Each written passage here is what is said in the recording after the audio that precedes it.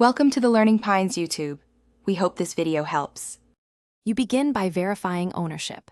Check which Discord account already has the phone number attached and why.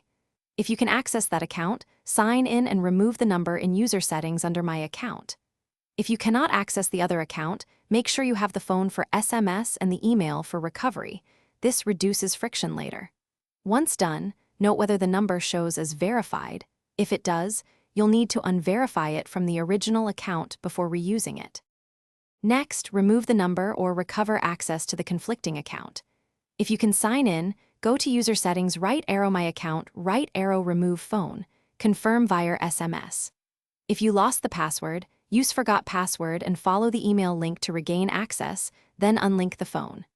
If the other account is compromised or you can't prove access, open a Discord support ticket with ID, proof of phone ownership, and clear explanation. Make sure to include dates and device info to speed verification.